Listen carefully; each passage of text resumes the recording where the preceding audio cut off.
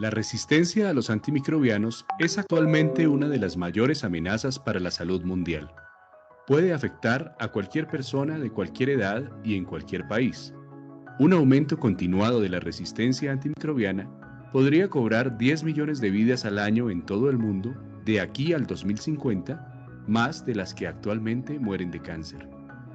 Los programas para optimizar el uso de antimicrobianos, PROA, tanto en el ámbito hospitalario como en el ambulatorio, representan una de las respuestas para contener la emergencia de la resistencia a los antimicrobianos.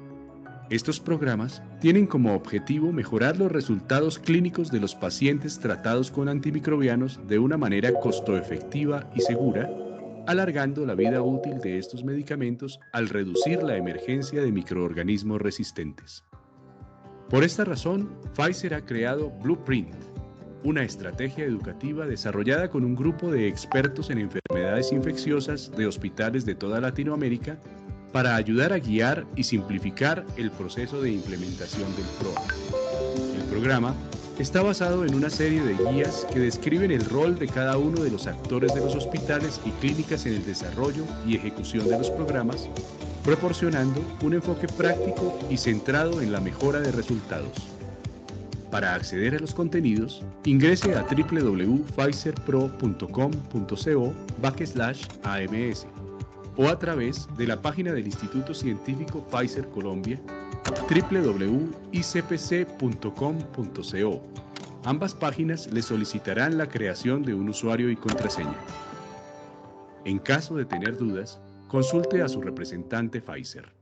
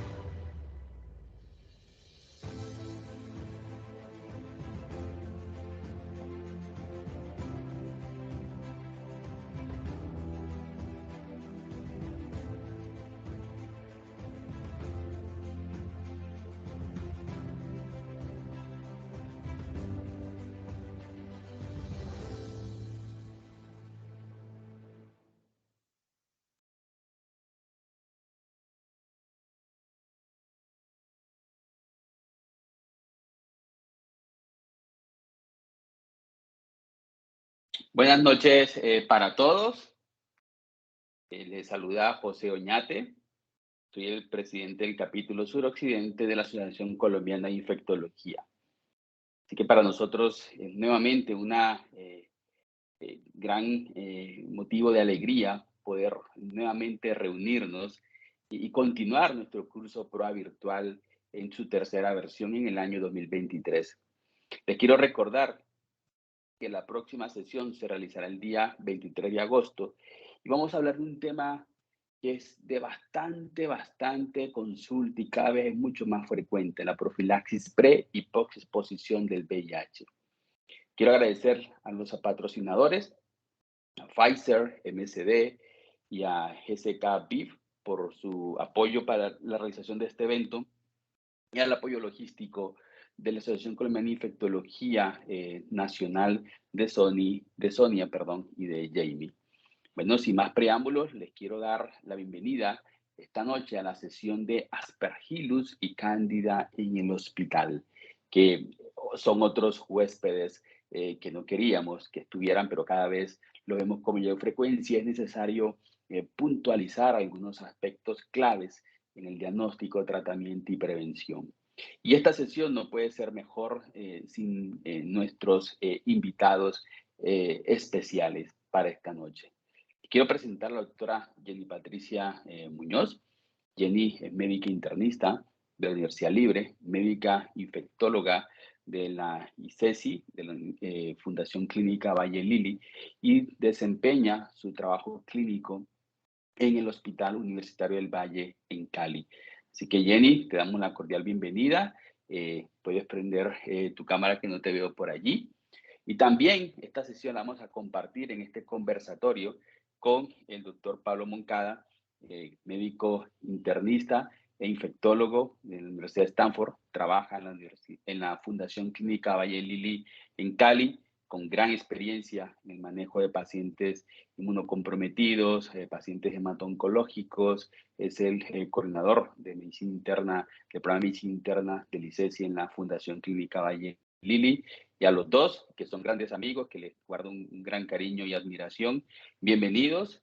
Y bueno, siéntanse como en casa y compartamos sus experiencias en el manejo de Aspergillus y Cándida en el hospital. A Pablo no lo veo, no sé si es que anda por allí un poco tímido y no he encendido la cámara. Acá estoy, lo que pasa es que no sé qué la cámara, hola José, hola Jenny, acá estoy, lo que pasa es que la cámara no sé qué le pasa. Ya trato a ver si así ya me conecto. Creo que allá adentro. Ya te vemos perfecto, dale, súper bien. Allá adentro, dale, bueno, muy bien. Recuerden que pueden hacer sus preguntas en el chat, no se olviden de llenar el link de asistencia y sin más detalles podemos comenzar. ¿Te comienzas tú, Jenny? Perfecto. ¿Me escuchan muy bien? Te escuchamos súper, te vemos súper. Tienes una gran vista ahí desde tu balcón de la hermosa ciudad de Cali. A todos los invitamos a que vengan a nuestra ciudad. Así que bueno. Bueno, muchísimas gracias por la invitación. Para mí es un gran honor estar aquí en compañía de grandes amigos, de personas a las cuales admiro mucho y sobre todo en esta asociación, y agradecerles a ustedes estarse conectando hasta ahora un miércoles, en el cual pues sé que ahí han tenido unas labores importantes. Sin embargo, agradecemos su participación. Entonces, permítanme un minuto. Comparto con ustedes mi presentación. Dale, se ve perfecto, Jenny, súper. Listo. Bueno, el día de hoy tengo el honor de hablarles de un microorganismo que para mí es extremadamente fascinante y es la cándida en su rol en el hospital.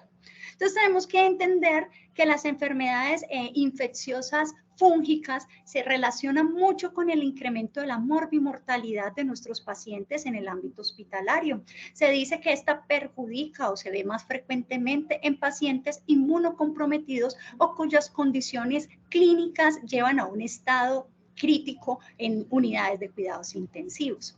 Esto se correlaciona a altos costos en salud para el manejo de terapias antifúngicas, no solamente desde ese aspecto, sino también de eventos adversos y de resistencias asociadas. Entonces, se ha visto que hay un escenario de uso inadecuado o innecesario de estos agentes antimicrobianos.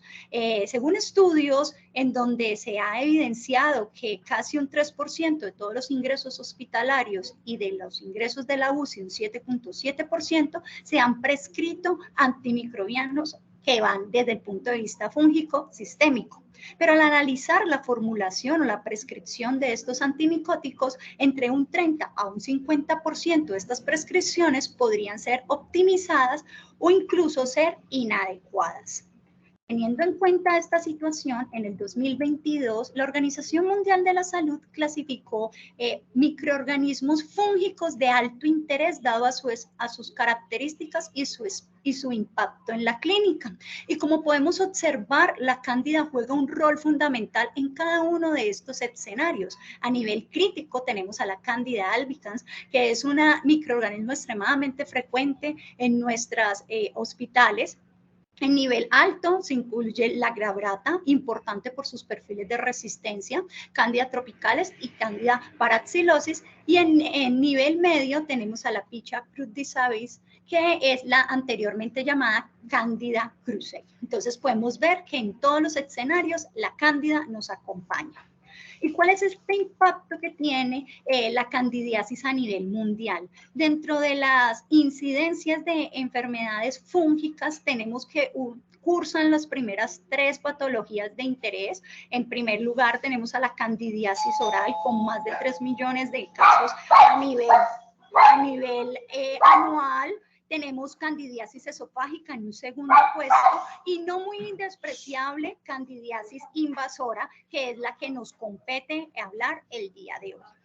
Para nivel de Colombia, en el estudio realizado en el 2018, encontramos que la candidiasis invasora representa un 12.8 casos por cada 100.000 habitantes, representando 0.8% de la incidencia global. ¿En qué escenarios podemos ver estos casos? Son muy representativos en los pacientes críticos de unidad de cuidados intensivos en sus presentaciones de candidemia y de cándida en peritonitis. Adicionalmente a eso, sabemos que representa un rol muy importante en nuestros pacientes inmunosuprimidos y aquellos que cursan copatologías oncológicas. Sin embargo, hay una patología que llama mucho la atención y es altamente frecuente, y es aquellas pacientes que nos consultan por vaginosis por cándida recurrente, definida por más de 4 episodios al año, en donde podemos observar el impacto en sus tasas de más de 2.400 casos por cada 100.000 habitantes. Teniendo en cuenta eso, la cándida ha desarrollado o ha tomado esta importancia debido a sus múltiples características que le confieren virulencia. Son muchas, como podemos observar en la presentación. Sin embargo, quiero resaltar 2 que son extremadamente importantes, como lo son la formación del biofilm en elementos externos, principalmente catéteres, y esa transformación morfológica conocida como dimorfismo. Esta tiene la característica de que estar en el ambiente, se presenta en su forma de levadura. Sin embargo, cuando empieza su proceso de invasión, puede hacer una transformación fenotípica en la cual vamos a evidenciar pseudohifas e hifas. Entonces, ya con esta introducción de la importancia de la cándida, quisiera compartir con ustedes un caso clínico. Entonces, se trata de un paciente masculino de 62 años que tiene de antecedentes importantes diabetes, hipertensión arterial y obesidad mórbida. Entra a la unidad de cuidados intensivos bajo un diagnóstico de pancreatitis aguda en fase tardía severa necrotizante. Ya comprenderán el grado de severidad de este paciente, en cuya evolución se encuentran múltiples abscesos a nivel abdominal, los cuales son intervenidos quirúrgicamente, teniendo como aislamiento microbiológico la presencia de pseudomonas aeruginosa. Es muy importante entender un poco la línea de tiempo de este paciente, en donde tenemos una estancia hospitalaria prolongada y nutrición parenteral. Entonces, teniendo este escenario clínico, la primera pregunta que surgiría aquí es, ¿deberíamos considerar profilaxis antifúngica en este caso? Este es un punto que me gustaría que los que están acompañándonos el día de hoy pudieran tenerlo en mente y vamos a irlo resolviendo durante la actividad. Entonces, para poder hablar de profilaxis, es importante que entendamos qué opciones terapéuticas tenemos disponibles y las definiciones. Entonces, nosotros podemos hablar de una profilaxis cuando tenemos un paciente en condiciones críticas con alto riesgo de desarrollar una candidiasis invasora, y esto es debido a los factores de riesgo que puede tener él intrínsecamente o específicos de cada paciente o factor de riesgo que sea relacionado al motivo de la hospitalización. Tenemos la terapia preventiva, en donde son pacientes que tienen riesgo de candidiasis invasora por un diagnóstico basado en biomarcadores fúngicos, que hablaremos más adelante de ellos, o en aquellos que conviven en entornos que surgen de una alta carga de cándida. El tercer escenario debe ser los tratamientos empíricos, en donde el paciente nos manifiesta signos y síntomas de infección que, sumado a aquellos factores de riesgo específicos, independientemente de los biomarcadores, pueden llevar a la necesidad de una terapia, como lo es el choque séptico, la falla multiorgánica asociada a la colonización de más de un sitio extradigestivo por las especies de cándida, y la última, las terapias dirigidas, las cuales están basadas en la confirmación microbiológica de la infección invasiva por cualquiera de las especies de cándida. El ejemplo más común es los hemocultivos positivos para cándida. Entonces, ya teniendo un escenario de cómo son nuestras definiciones, nos vamos a enfocar en si estos pacientes en la unidad de cuidados intensivos deberían recibir profilaxis. Las guías a nivel mundial, e incluso la nuestra, recomiendan en estos pacientes no iniciar de manera directa una profilaxis a todos nuestros pacientes. Y es aquí en la invitación en donde los PROAS empezamos a tener una cabida, porque es donde debemos establecer protocolos institucionales que nos den un lineamiento de cuáles serían esos pacientes seleccionados para tal propósito. ¿Qué recomendaciones nos dan? Tener en cuenta cirugía intraabdominal de muy alto riesgo para el desarrollo de esta entidad. ¿Y cuáles serían esas? Porque siempre que buscamos en la literatura nos sale qué cirugía, pero ¿cuáles? Hacen un especial énfasis en perforaciones gastroduodenales y del intestino delgado. Entonces, una manera muy fácil de aprenderlos, todo aquello que está por encima del ángulo de Tresch.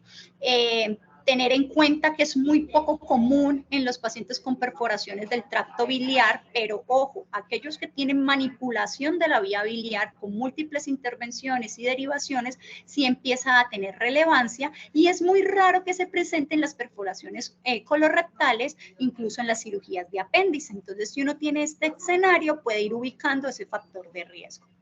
Otro dato que es muy importante que todos tengamos en nuestras instituciones es la identificación de qué tan frecuentes son los eventos de candidiasis invasora.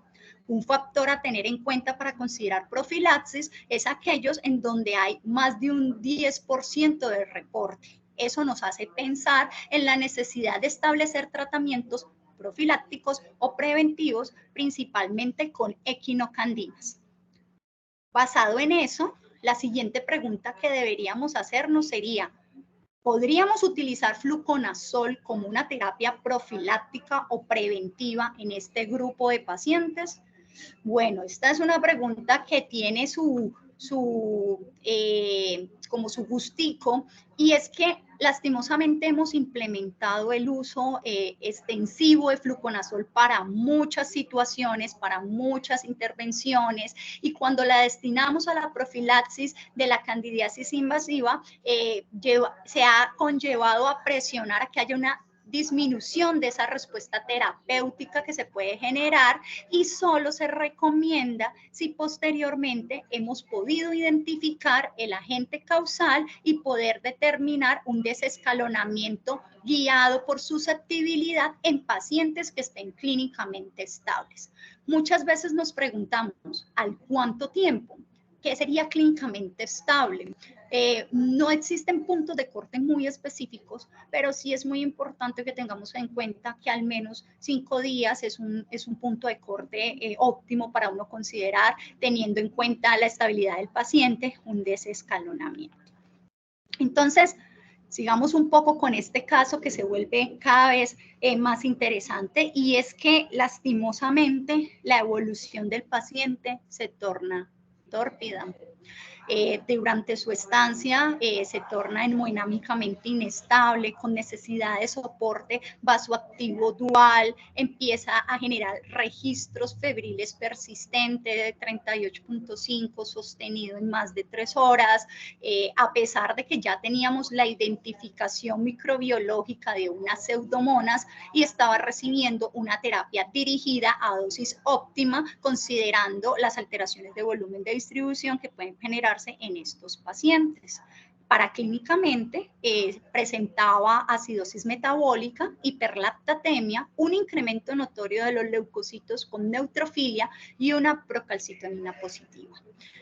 Cuando llega a este escenario, hacemos un pare en el camino y miramos si el paciente se ha resuelto su foco, si el paciente tiene otras situaciones que no han sido abordadas o consideradas. Entonces empezamos a hacer un examen físico detallado, buscando alteraciones en accesos venosos, encontrando alteraciones a nivel de otros órganos. Sin embargo, radiografía de tórax sin alteraciones, no había alteraciones desde el punto de vista de la oxigenación, y ahí es donde nos colocamos a pensar, ¿será que estamos frente a una candidiasis invasora o una candidemia?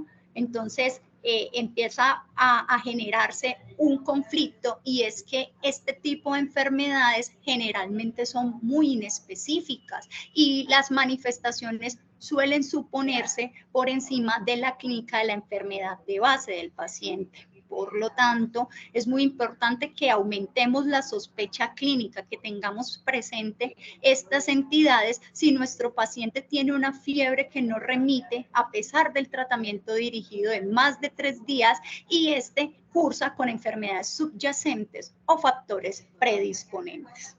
En ese orden de ideas, ¿cuáles son los factores que han marcado o han orientado la sospecha clínica de una candidiasis invasiva? Les traigo a ustedes este metaanálisis desde 2022, en donde se evidenció desde el punto de vista analítico a través de ORs cuál era el riesgo de que, teniendo estas condiciones, el paciente desarrollara una entidad como la que estamos hablando, y son múltiples. Como pueden ver, uno analiza y dice, ¿qué tanto de nuestros pacientes en nuestras unidades de cuidados intensivos pueden cursar con estos factores? Teniendo entre los de más peso el uso de terapias antimicrobianas de amplio espectro por más de 72 horas, los soportes transfusionales, colonizaciones previas, e invasiones a través de catéter venoso central o ventilación mecánica, y la nutrición parenteral. Entonces nos vamos a esta tabla que ha sido como una guía fundamental para orientar estas situaciones, y vemos que tenemos 2 tipos de escenarios: los factores de riesgos, que son globales, y los que están asociados a condiciones individuales o poblaciones específicas de alto riesgo. Entonces, de aquí yo quiero que ustedes se lleven que los pacientes que cursan con enfermedades agudas severas, que están en edades extremas, en neonatos, niños menores de 1 año, o nuestra población adulta mayor, que en su gran medida tienen comorbilidades debidas a diabetes mellitus, cirrosis y malnutrición. Estos 2 últimos espectros muy importantes a tener en cuenta.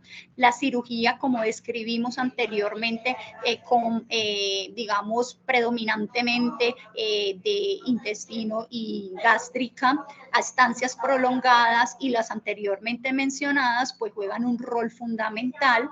No olvidarnos de nuestros pacientes renales, nuestros inmunocomprometidos y la pancreatitis con perforación visceral, que entran dentro de un espectro muy importante. Este estudio, realizado en diversas unidades de cuidados intensivos en nuestro país, nos orientan que las 4 condiciones más importantes para tener en cuenta son una estancia en UCI mayor de 14 días, una estancia hospitalaria prolongada que ellos definieron con punto de corte de 25 días, el amplio espectro y un paciente extremadamente comprometido en contexto de un choque séptico. Entonces ya hemos identificado correctamente esos factores de riesgo que nos hacen orientar hasta la sospecha, y basados también en esto surge la necesidad de implementar índices o score que nos ayuden a determinar esos riesgos. Existen muchos, como lo podemos ver en la tabla que quise traerles.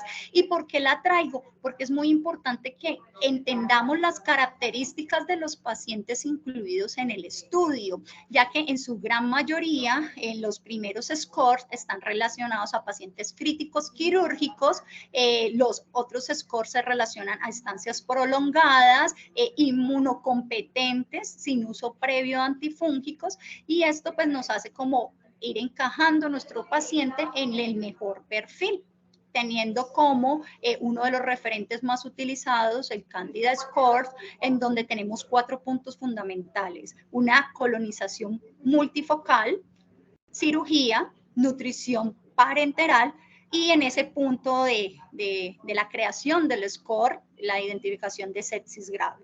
Todo aquello que tenga 3 o más puntos de corte, pues tendría una sensibilidad y una especificidad considerable para el desarrollo de esta entidad.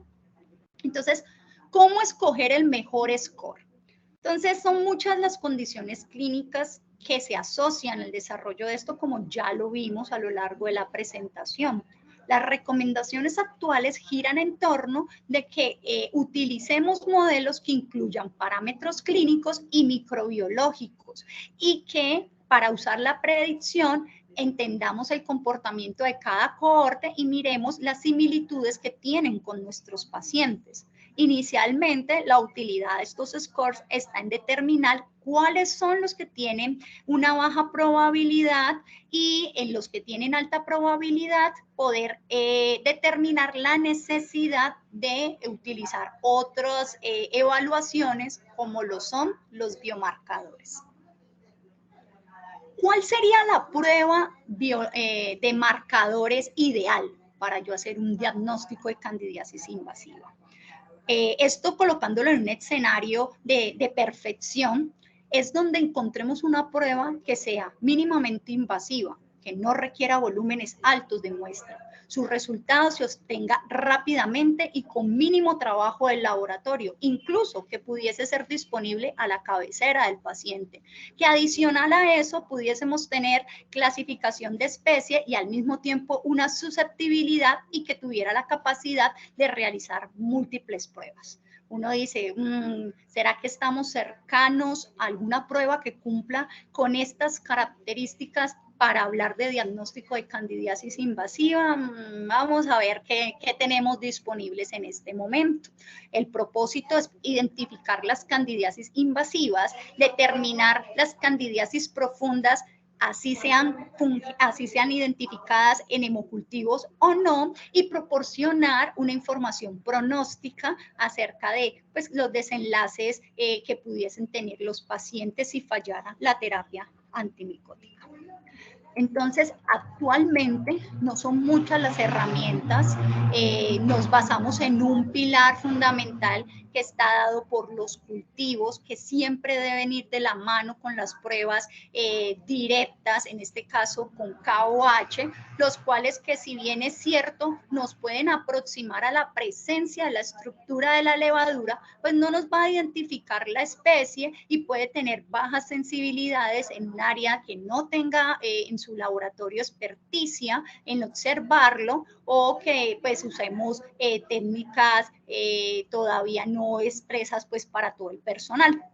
Otra herramienta que usamos mucho es la histopatología. Sin embargo, ella nos va a hablar de todo el daño inflamatorio invasor que este microorganismo tiene, pero al igual que las pruebas directas, pues no vamos a tener una identificación de especie. Vamos a tener pruebas de antígenos y anticuerpos direccionados a estructuras de la pared del hongo, el cual nos va a ayudar, digamos, en toma de decisiones. Podemos utilizar el antígeno manano o el beta-D-glucano como estrategias. Y en el último, algo que hemos empezado a implementar con bastante fuerza en nuestras instituciones, las pruebas moleculares. Entonces, en hemocultivos, siempre que tengamos un paciente en unas condiciones clínicas de deterioro, debemos considerar la toma de cultivos.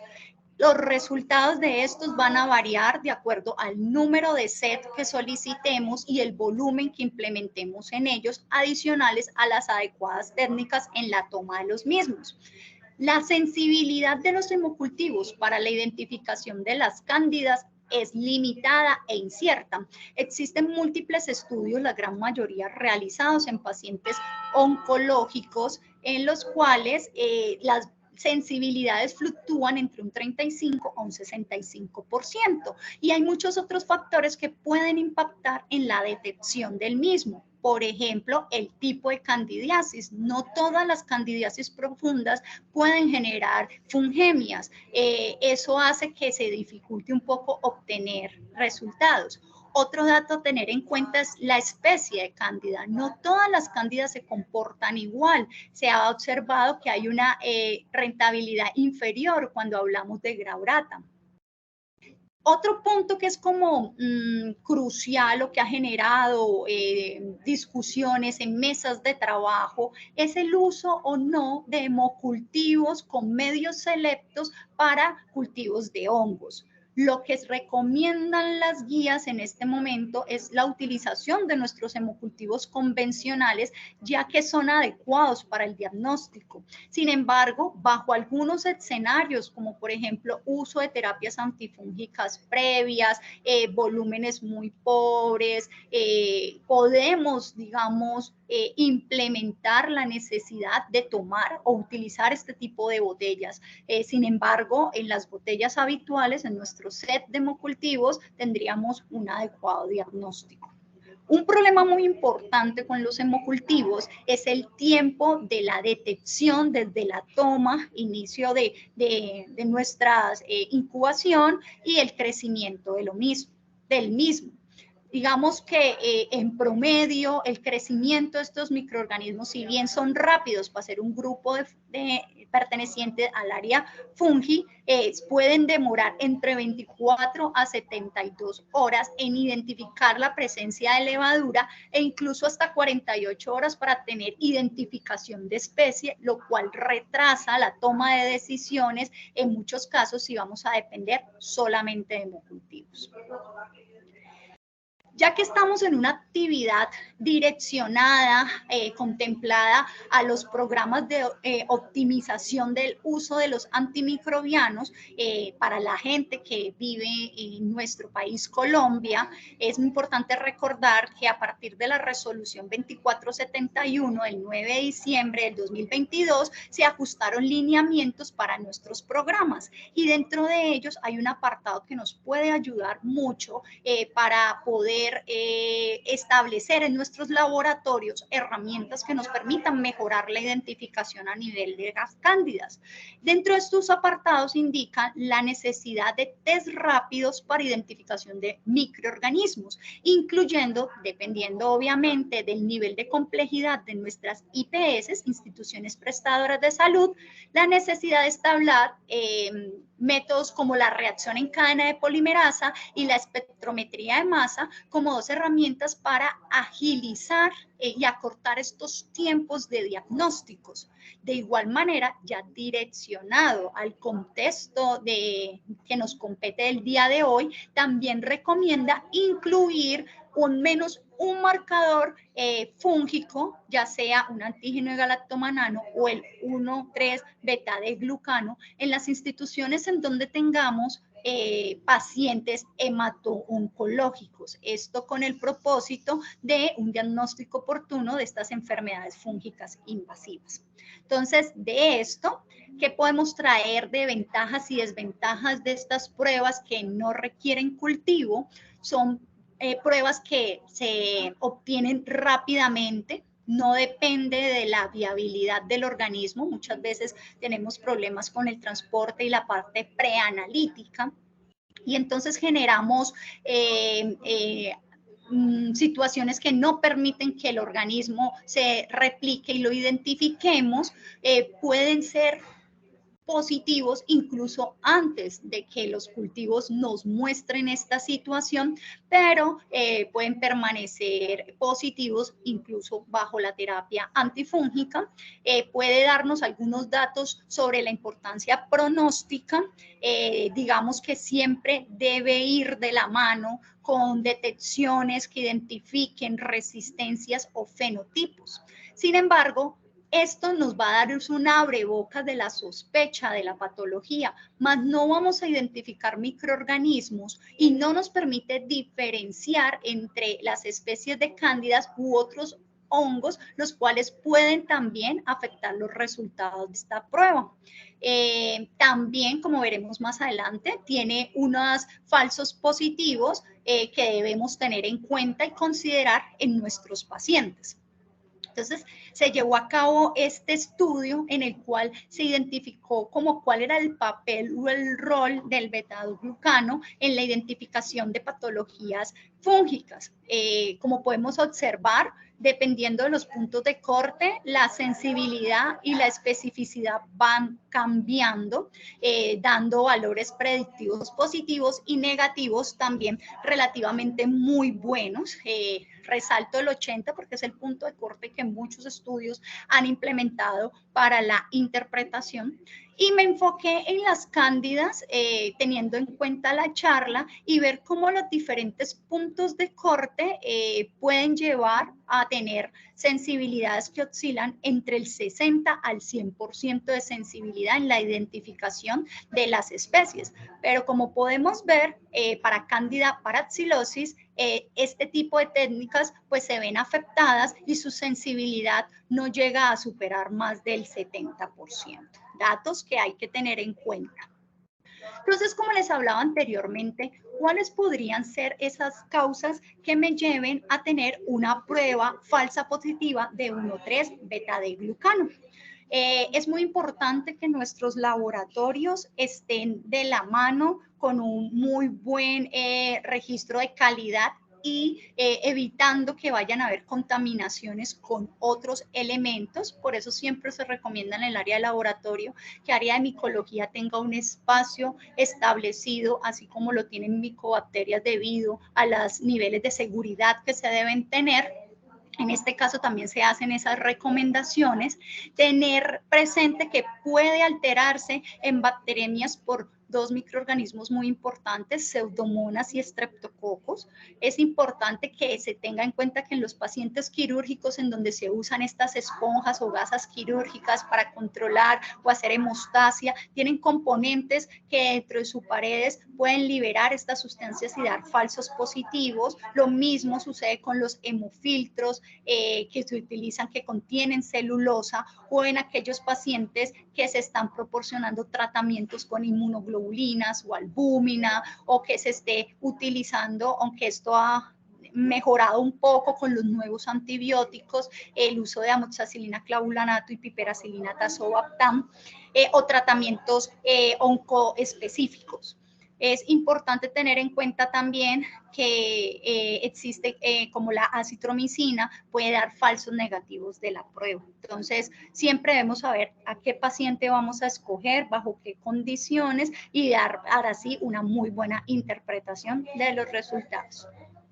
Ya hablamos un poquito de pruebas serológicas, hice énfasis en esta porque era la más disponible en nuestro país, la que en muchas instituciones se ha implementado, y por eso quise hacer énfasis en eso. Otro dato, como habíamos hablado, es la utilización de las PCRs. Como pueden observar, son múltiples las PCRs que están disponibles en el mercado, dispuestas por varias marcas, en donde la metodología de PCR puede ser múltiple o direccionada en target para la identificación de grupos de fúngicos específicos. Entonces, uno de ellos es el FilmArray, que podemos realizar a través de las pruebas de hemocultivos positivos, conocido como panel de sepsis.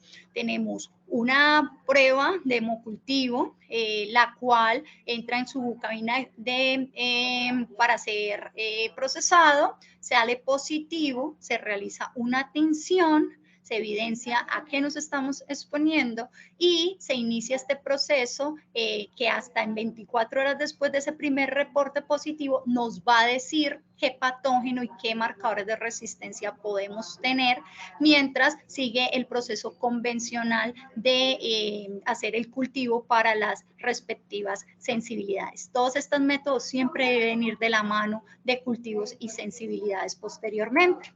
Son muchos los que incluye el panel. Me centro en levaduras, que son 5 principalmente: albicans, gravolata, crusei, paraxylosis y tropicales. Sin embargo, no es la única prueba molecular que tenemos disponible. De otras plataformas tenemos disponibles identificaciones moleculares a nivel de otras muestras, como es el caso de las muestras intraabdominales, en las cuales tenemos identificación de Cándida SPP, porque existen muchas otras cándidas que no están clasificadas ahí, pero ya le da uno una sospecha o un abordaje más o menos a qué nos estamos enfrentando. Incluye albicans, graurata, tropicalis y la antigua crusei. La ventaja que tiene estos métodos es que puede ser tomado de secreciones biliares, de secreciones peritoneales, líquido acítico y muestras biológicas, lo que nos va a permitir poder identificar mejor la presencia de este microorganismo. Y tenemos también el urinario, que en este caso pues no lo usamos mucho, porque cuando hablamos de infecciones urinarias secundarias a infecciones fúngicas, debemos descartar siempre componentes fúngicos, bolas fúngicas que nos obliguen a dar un tratamiento en esta población, porque en la gran mayoría de casos los hallazgos de cándida en orina es un punto más de colonización a nivel de las mucosas. Entonces, ya teniendo todo este espectro, quería compartir con ustedes este flujograma que está direccionado en pacientes que no son neutropénicos ni tampoco trasplantados. Eso es muy importante porque nos permite coger un gran grupo de pacientes que pueden ser médicos o quirúrgicos para la sospecha diagnóstica de candidiasis invasora. Entonces, la primera pregunta que yo me debo hacer es, ¿esa sepsis es de origen abdominal? ¿Sí o no? Entonces, esto nos va a orientar a dos espectros. Uno, a considerar si es abdominal, que estemos más frente a una candidiasis invasora que una candidemia, teniendo unos altos riesgos de desarrollar infección por los factores de riesgo que vimos anteriormente, que puede oscilar entre un 10 a un 15%, y si no es de origen abdominal, pues la probabilidad se va a invertir y vamos a tener más casos de candidemia que de candidiasis invasora. ¿Qué vamos a hacer en estos escenarios? Si es sepsis abdominal bajo estas condiciones en los que ya hemos hecho nuestros scores, donde tenemos claros los factores de riesgo, donde tenemos unas unidades de cuidados intensivos, donde hay una alta tasa de eventos y que debemos nosotros tomar una decisión rápidamente, ellos dicen que podemos apoyarnos en estos test de PCR, como lo dije anteriormente, y definimos la necesidad de una terapia antifúngica. Si tenemos la disponibilidad de los biomarcadores como el beta-glucano, hacemos una prueba. Si este es negativo, menor de 80, podríamos definir la necesidad o no de parar la terapia. Por otro lado, tenemos el escenario no abdominal, en donde nosotros debemos utilizar las herramientas de los scores sumados a factores de riesgo y toma de otros escenarios como hemocultivos, que deben ser muy importantes antes del inicio de la terapia antifúngica porque pueden afectar importantemente la sensibilidad de estas pruebas. Y si el riesgo obtenido es más del 20 a 25%, yo considero iniciar terapia. Si no, me lleno de argumentos con nuestros biomarcadores y pruebas moleculares, y si encuentro una concordancia entre mi clínica, mis indicadores, mis biomarcadores, yo inicio mi prueba, mi terapia antifúngica inicialmente con equinocandinas, considerando el estado del paciente, o si en ese caso yo no encuentro argumentos, pues puedo esperar evolución clínica del paciente. Siempre es muy importante revalorar. No nos casemos con un diagnóstico, no nos casemos con un tratamiento, hagamos el acompañamiento y revaloremos constantemente la persistencia y la duración de las terapias que estamos implementando. Cuando se habla de sepsis abdominal, pues lo que hemos hablado, pacientes que hayan sido intervenidos en múltiples oportunidades, que tengan fístulas, que tengan abscesos, y nuestros pacientes de pancreatitis, los cuales en muchas guías todavía no se llega a un consenso de si en las pancreatitis se debe dar profilaxis o no, y todo va a depender de la evaluación individualizada. Entonces, a nuestro paciente, después de haber hecho este flujograma, le crece en los hemocultivos una Candida albicans con buenos perfiles de sensibilidad. Entonces, porque es muy importante que nuestros resultados de cultivo no solo nos den especie, sino también nos den sensibilidad. Y es por esto, porque cada microorganismo se comporta de una manera diferente. En esta, digamos, tabla podemos ver cómo se predice la actividad antifúngica ante diferentes especies, y podemos observar que en glabrata, digamos, las sensibilidades al fluconazol son extremadamente bajas. Se reportan casos hasta de un 5%, pero in vitro. Pero cuando lo vemos in vivo, pues las respuestas clínicas no son las más adecuadas, y por eso en nuestros reportes no sale el fluconazol. Vemos que sí se acompaña de otros azoles, como el voriconazol, como un punto de referencia. Es muy importante que tengamos en cuenta y ver cómo puede ya fluctuar dependiendo de cada una de las terapias. Otro microorganismo que también tenemos que tener en cuenta y que son resistentes al fluconazol son los Cruzei. Estos dos, glabrata y Cruzei, es importante tener en cuenta si tenemos infecciones que comprometan ojo, porque tenemos limitaciones, ojo y sistema nervioso central, con las equinocandinas, las cuales no penetran adecuadamente en estos tejidos, y si nos vemos enfrentados a estos microorganismos debemos utilizar otras estrategias antifúngicas. Entonces, ¿qué recomendaciones tenemos si vamos a implementar en nuestro paciente crítico, que ya hablamos de que nuestra herramienta inicial son las equinocandinas? Existirá algunas recomendaciones a tener en cuenta, y quise traer esto porque me parece que ha sido un tema que en muchos espacios académicos se ha generado dudas o se ha generado confusiones en si debemos cambiar las recomendaciones de dar una dosis de carga de 70 miligramos de caspofungina y continuar con una dosis de mantenimiento de 50 miligramos, que son las recomendaciones estándares, y nosotros buscamos en todas las guías y en todos los manuales, es la indicación que nos dan. Sin embargo, han salido unos estudios de modelos de Monte Carlo, y algunos evaluando respuesta clínica, pero con muy poca población, que ahí es donde uno empieza como a tener sus dudas, pero que nos plantea las necesidades de considerar algunas poblaciones de riesgo, como lo son los pacientes hipoalbuminémicos, los pacientes con alteraciones de peso. En algunos estudios cuentan de punto de Conte 70, en otros estudios hablan de obesidad con pesos mayores de 120 kilogramos, y el microorganismo al que nos vemos enfrentados, indicando tener precauciones con la Candida parapsilosis debido a que sus MIC o SIM son mucho más altas para esta terapia. Entonces, ellos plantean de que la caspofungina es una terapia segura, que se han hecho estudios hasta dosis de 150 miligramos sin presentar eventos adversos de grado 3 o considerables. E incluso estos estudios ya no nos hablan de dosis móviles, sino de dosis de carga y dosis de mantenimiento. Y tener en cuenta si hay crecimientos de MIC, pues dar dosis de carga un poco más altas. Esto lo traje como para que lo tengamos en el tintero, para que consideremos en aquellos pacientes en los que haya que hacer esos ajustes o en los que estemos pensando en que haya persistencia de la fungemia a pesar del tratamiento direccionado, que puede ser por estas consideraciones o por un foco no identificado, que es para que lo tengamos en cuenta.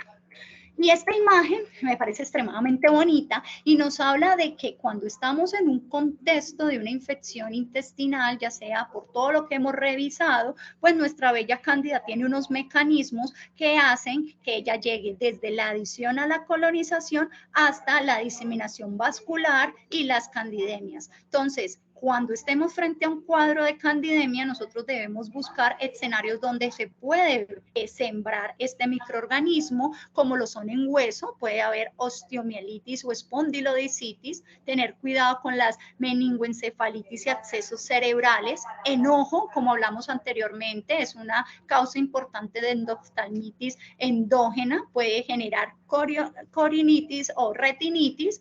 Obviamente nuestra endocarditis, que no puede faltar, alteraciones a nivel renal, que es importante identificarlas porque el tratamiento fundamental es remoción de la bola fúngica, pueden generarnos abscesos hepáticos y esplénicos e incluso compromiso pulmonar con abscesos focales.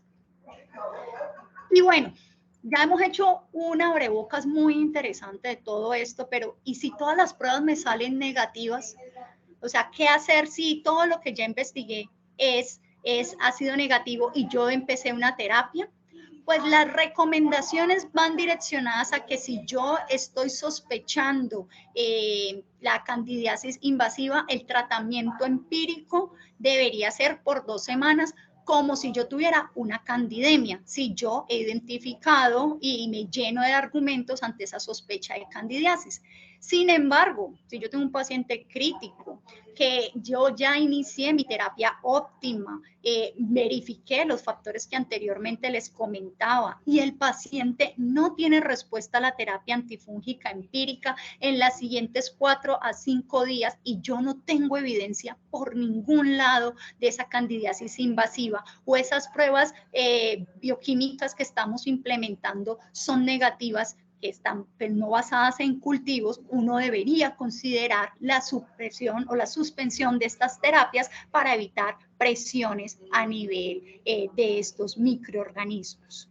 Ya para terminar, espero no haberlos aburrido con este tema, quería tocar varios puntitos de Candida auris, porque como aquí hay gente de programas, de comités, es muy importante que tengamos en cuenta a este microorganismo que generó una gran alerta a nivel mundial, iniciando en los aislamientos en Japón y posteriormente con una distribución mundial, y por eso es que es importante la Candida auris. Ya está presente en los 5 continentes, tiene unas características especiales que tienen grupos que pueden ser multidrogoresistentes, incluso panresistentes.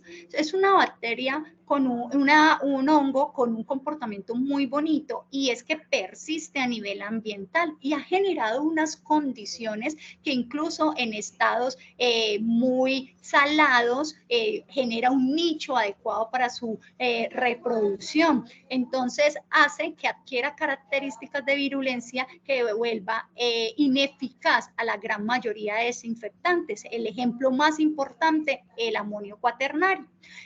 Genera la necesidad de la implementación de medidas de control para evitar la propagación rápida por todos nuestros servicios, lo que hace que debamos identificar, aislar y rastrear a los pacientes contacto para identificación de colonizaciones y pues obviamente su resistencia pues va en aumento.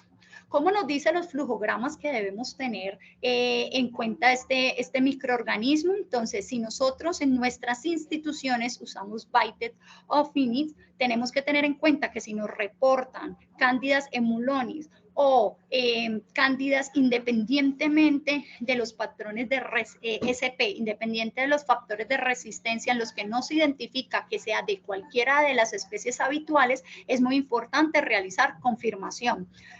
Otros microorganismos que debemos tener en cuenta es cuando nos sale Candida guillermondi, Candida afamata, incluso cuando nos sale Saccharomyces, independientemente de sus factores de resistencia, igual que la Rhodotorula. Es muy importante tener en cuenta que los mecanismos para la identificación se basan en dos perfiles, pruebas por MALDI-TOF y pruebas por PCR. Entonces, estas van a ser las herramientas que nos van a ayudar a identificarla. El patógeno resiste y sobrevive a las superficies ambientales, ya que puede defenderse contra desinfectantes agresivos, la desecación, altas temperaturas. Es un hongo termotolerante incluso a temperaturas mayores de 40 grados y, como dije anteriormente, ambientes muy salinos con una osmotolerancia mayor del 10% de sal. Puede colonizar rápidamente superficies tanto húmedas como secas y aplicar un amplio espectro desde ser sintomática hasta invasiva, pero tenemos que tener una gran precaución con nuestros pacientes inmunosuprimidos. ¿Y cuál es el problema? Su perfil de resistencia. Se habla que es 90% resistente al fluconazol, se considera intrínsecamente resistente hasta antifúngico, se ha reportado resistencias en un 30% a la anfotericina B y en menos de un 5% a las equinocandinas. Es muy importante tener en cuenta que el tratamiento de elección son las equinocandinas y en lactantes o recién nacidos, pues sería anfotericina B. Entonces, ya para terminar, recordemos que la identificación o la participación de las infecciones fúngicas en la UCI pueden basarse en 4 pilares fundamentales. Mi identificación de las tasas de infecciones que pueden ser aproximadamente un 15% por infecciones fúngicas, siendo el 90% de estas por cándida. Importante un diagnóstico oportuno por la clínica para clínicos y ayudas diagnósticas ya expresadas, tener seguridad para el desescalonamiento de una manera oportuna, reducir espectros, suspender terapias cuando no están indicadas, y aquí es el rol fundamental de los programas de PROA para una monitorización de estos pacientes, de una guía y un acompañamiento para hacer las intervenciones más adecuadas. Seleccionar el antimicrobiano óptimo, ajustar las dosis, pactar un tiempo de duración y determinar vías de administración para interrupciones si no son necesarias. Y eso era todo lo que les quería comentar. Espero que haya sido agradable y que hayan surgido más dudas que respuestas con esta charla.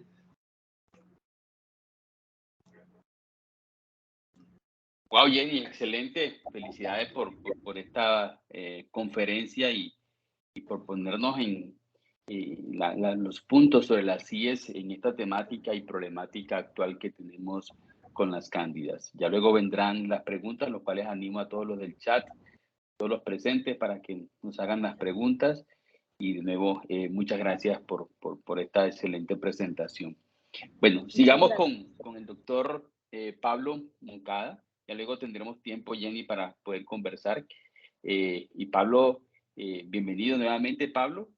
Y bueno, ahora sí, cuéntanos de esos hongos peludos llamados Aspergillus.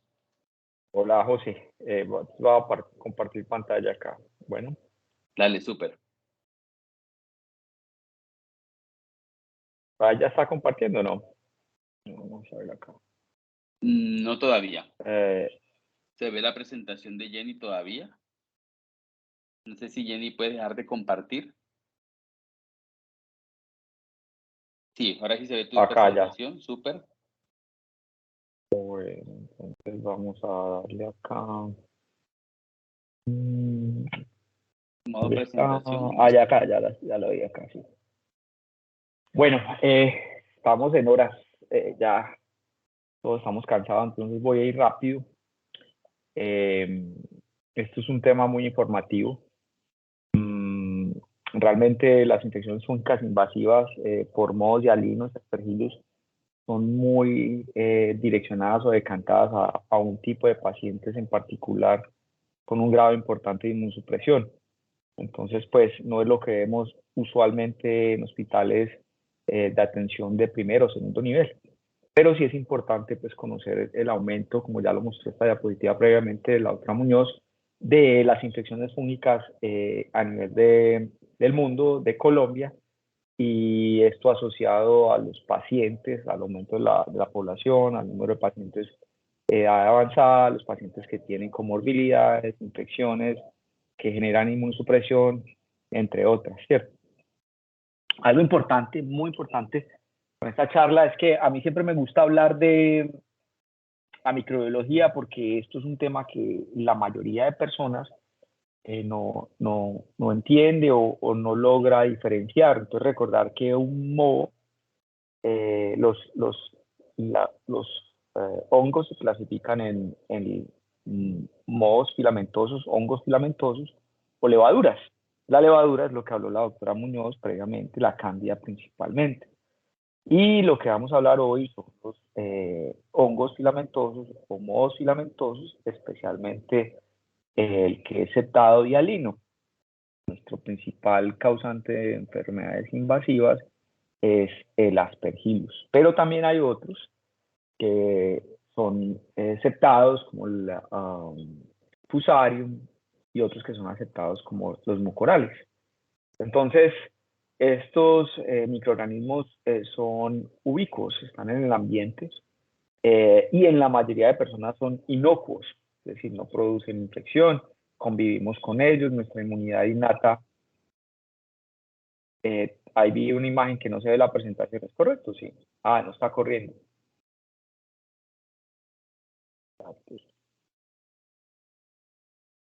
José. Doctor, no está en tienen pantalla que ponerlo en modo de presentación. Ya, acá, y ahí ya está corriendo o no está corriendo, tampoco, ¿no? No, doctor. No. ¿Qué pasó? Creo que... Ahí sí. Ahí ya, pero sigue en modo sigue en modo... Sí, no, todavía no está en modo está presentación. Corriendo. Espérate, a ver, yo me salgo de acá. Sí, salir y volver. Está acá.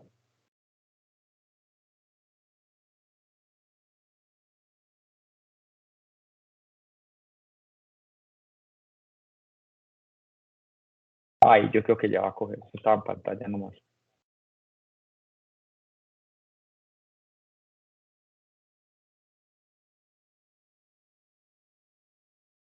Ya. Y ahora sí. Listo. Entonces, lo que estábamos hablando, las levaduras, los mohos o hongos filamentosos, entre ellos pues el aspergillus primordialmente, los fusarium y los mohos o los hongos filamentosos aceptados, como los mucorales primordialmente.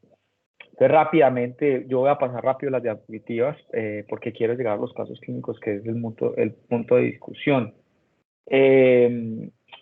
La aspergilosis invasiva es una infección que viene en aumento principalmente debido a el aumento de pacientes que están inmunosuprimidos por diferentes causas.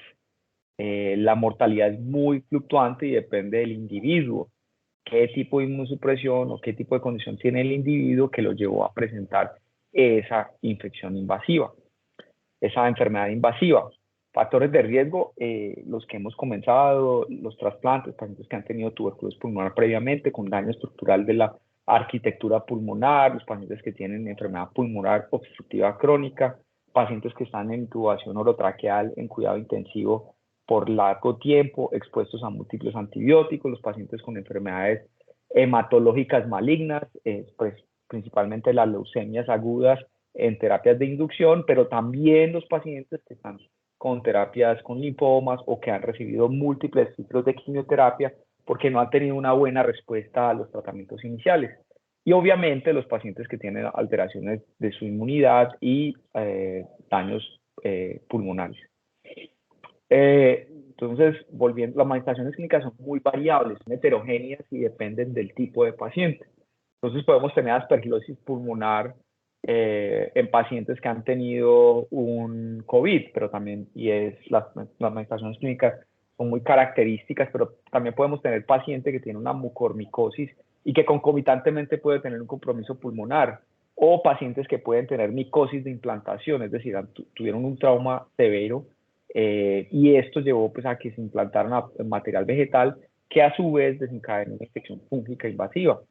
Entonces las manifestaciones clínicas son variables, pero hay unos tips que ahorita les vamos a comentar. Y pues diagnóstico, ahorita hablamos un poco del beta-glucano, pero yo quiero aterrizar un poquito en lo referente a infección fúngica invasiva asociada a Aspergillus, que nuestro principal amigo es la radiología, llámese el TAC. Segundo, intervención diagnóstica es la fibrobroncoscopia. Y tercero son las pruebas de galactomannan, las pruebas de los marcadores.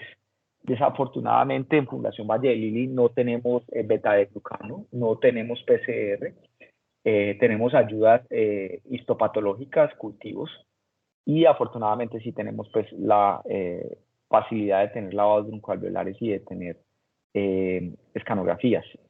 Entonces es muy importante lo que yo les mencionaba previamente, recordar que el Aspergillus es ubicuo, está en el medio ambiente, y ustedes si toman inhalan profundamente donde están sentaditos en su escritorio de madera, o yo que estoy acá en este aire acondicionado en este momento, inhalo profundamente, voy a estar inhalando estas estructuras que vemos acá, estas macroconidias, que son como se encuentra el moho en su forma saprofítica, en su forma que consume el material vegetal en descomposición. Y mi inmunidad innata, primordialmente inmunidad celular a nivel de mucosas, principalmente de la vía aérea superior, controla estas macroconidias. Solamente cuando hay un estado de inmunosupresión, principalmente que altere la inmunidad innata, llámese neutrófilos, o inmunidad celular que altere la agregación de neutrófilos por medio de los linfocitos T, o pacientes que no sean incapaces de producir anticuerpos, esplenectomizados, pacientes con rituximab, es cuando tenemos factores de riesgo para desarrollar una infección fúngica invasiva por hongos filamentosos. Entonces acá ven en el cuadro de la derecha inferior las diferentes presentaciones que puede tener la aspergillus pulmonar. Entonces no necesariamente todos los aspergillus que nosotros logramos aislar o se identifican implican que están invadiendo, y esto es un objetivo fundamental de la charla. De pronto hubo un médico en servicio de hospitalización de una patología y dice que vienen estructuras compatibles con Aspergillus. En el hallazgo histopatológico resulta que al paciente le hicieron un lavado porque tenía una sinusitis crónica o porque tenía mucho moco en los senos paranasales, pero es un paciente por lo demás inmunocompetente. Este tipo de pacientes son los que caracterizan por tener una aspergilosis que no está produciendo angioinvasión. La angioinvasión es el marcador principal de que el Aspergillus está produciendo realmente una infección, y es en pacientes que tienen una inmunidad alterada primordialmente. Entonces, recuerden, el marcador que yo quiero tener para identificar si el paciente tiene una aspergilosis pulmonar o invasiva probable es el galactomannan. El galactomannan, como yo les dije, en esta estructura inicial son macroconidias. En ese momento él no produce. El galactomannan es un producto de la replicación de las estructuras hialinas, de estas hifas. Entonces, cuando el microorganismo está en esta estructura micelar, micelios, produce el galactomannan, y eso a su vez me está indicando que tiene capacidad de invadir los vasos sanguíneos. Entonces, a medida de la charla vamos a ir discutiendo esto. Pues como les dije, los factores de riesgo primordiales, ya los hemos mencionado, y hay unos retos. ¿Cuáles son los retos? Saber si es una colonización o una infección. Sin embargo, uno en ese reto no se puede quedar en subtratar al paciente porque la mortalidad es muy alta y es tiempo dependiente. Entonces, si comenzamos rápidamente el tratamiento, pues la posibilidad de complicaciones a posteriori se reducen notoriamente. Hay hallazgos que son inespecíficos radiológicos y los biomarcadores son cruciales. Sin embargo, pues hay que tener que presente pues, que no siempre están disponibles o no siempre los tenemos a la disponibilidad. Como son las 9 de la noche, 8 de la noche, yo les puse esta diapositiva para que durmieran, pero simplemente para decir que tenemos múltiples pruebas diagnósticas. La PCR ya se está instaurando y ojalá la tengamos disponibles para identificar más prontamente, antes de la producción del galactomanano, la presencia del Aspergillus. Pero como todas las pruebas moleculares, la identificación per se no es indicador de proceso invasivo infeccioso. Las PCR siempre tienen que ir aunadas de la presencia de síntomas radiológicos, síntomas clínicos y contexto clínico. Esto es teaching point de la charla. No se les olvide, por favor, esto. Nosotros nos han enseñado que el Aspergillus se caracteriza porque produce nódulos y cavitaciones, pero esto es el paradigma o el dogma en pacientes neutropénicos, ¿cierto? Que esos son los que son principalmente ven los infectólogos en las unidades de cuidados intensivos, que es los infectólogos conjunto con los hematólogos que están recibiendo tratamiento de inducción para la leucemia. Pero en los otros tipos de pacientes que tienen una inmunidad alterada, la presentación de la aspergilosis es como una neumonía usual.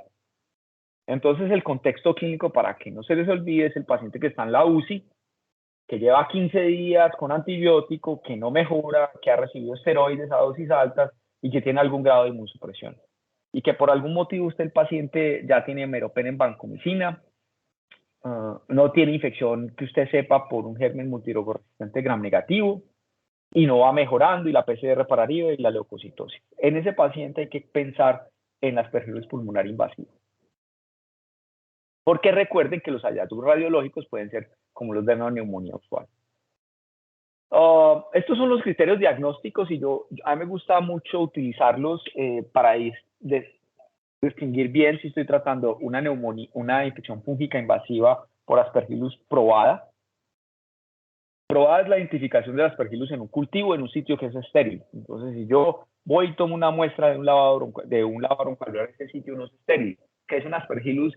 Yo tengo que saber interpretar el resultado de ese cultivo. Pero si es un cultivo obtenido de un derrame pleural, que teóricamente debe ser estéril, o de un sitio anatómicamente encapsulado, una cavidad abdominal, por una punción ocular, ahí y se observan, ahí definitivamente es un sitio estéril. Si yo observo estructuras sugestivas o cultivos, pues definitivamente ya tengo el tratamiento. Siempre tiene que ir asociado a la presencia de algún grado de inmunosupresión. Entonces, no es que lo que yo les vengo diciendo. Entonces, siempre recuerden qué grado de inmunosupresión tiene el paciente, cuánto lleva recibiendo esteroides, qué otras moléculas diferentes a los esteroides le están causando inmunosupresión, rituximab,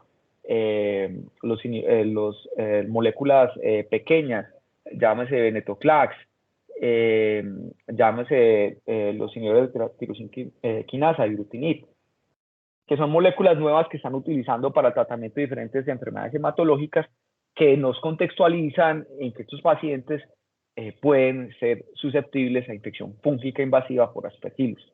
Entonces, recordar la clasificación: probable, probada y posible. Realmente nosotros debemos de movernos entre probada y probable. Probable es cuando tienes marcadores serológicos o un cultivo de un sitio que no es estéril, por ejemplo, un lavado broncoalveolar asociado a factores de riesgo. Las mismas guías, diferentes implementaciones, y pues acá les quiero hablar de básicamente en el caso particular mío, en mi experiencia, el tratamiento de las aspergilosis, usualmente yo navego en la terapia dirigida. Es decir, cuando yo ya me identifico el microorganismo altamente específica, pero ven acá que yo puedo perder especificidad. No obstante, pues hay unos pacientes en particular que uno no se espera para hacer el diagnóstico ya cuando hay una infección invasiva avanzada, sino pacientes de muy alto riesgo que ustedes comienzan terapia profiláctica, y esto lo vamos a comentar ahorita. Este es un póster, una presentación que vamos a hacer en el ID Week en octubre, si Dios quiere, y esta es la experiencia de la Fundación Valle de Lili de pacientes que han recibido trasplante halogénico de médula ósea, a los cuales le hemos ofrecido tratamiento profiláctico para infección fúngica invasiva con posaconazol, y lo comparamos con los que recibieron fluconazol. Recordar que de los azoles, el fluconazol no tiene actividad contra los mohos filamentosos o los hongos filamentosos, solamente tiene actividad contra las cándidas. Y vimos que el número necesario a tratar fue bastante bajo y que realmente la mayoría de pacientes con alto riesgo de desarrollar infección fúngica invasiva lo desarrollaron con fluconazol. Entonces, esto es para redondear un poco la idea y no que... Entonces, uno da posaconazol, uno da una profilaxis contra Aspergillus con posaconazol, que es el azol indicado, cuando usted tiene un alto riesgo, muy alto riesgo de desarrollar infección fúngica invasiva por Aspergillus, cuando el riesgo es más desde el 10 al 20%. Entonces, en esas instancias, usted no se espera para que el paciente se enferme, sino que usted directamente comienza una terapia profiláctica, y en ese caso es el posaconazol. Pero esto es en pacientes muy puntuales. ¿En qué tipo de pacientes? Pacientes que reciben trasplante de médula ósea de otro receptor, de otra persona, se llaman halogénicos, o pacientes que están comenzando terapias para leucemias mieloides agudas. Uno también le gustaría darlo en los pacientes que reciben terapias para leucemias linfoides agudas. Sin embargo, por todas las interacciones de los azoles que ahorita vamos a comentar, el posaconazol está proscrito porque interactúa con una molécula o un medicamento fundamental para el tratamiento de las leucemias linfoides, que es los inhibidores de los alcaloides de la vinca, vincristina y en ocasiones vinclastina. Entonces, en estos casos en particular, uno utiliza profilaxis dirigida para Aspergillus con posaconazol, que de las moléculas que vamos a mencionar ahorita es la única que se utiliza para profilaxis. Hay otros predictores, ahorita se mencionaron scores y todas estas cosas. Realmente, y esto no, pues, es más práctica médica mía, yo personalmente y en los médicos de fundación no utilizamos scores.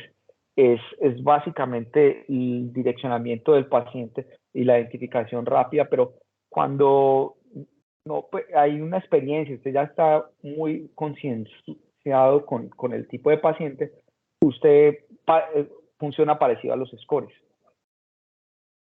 Quería traerle esta información nueva.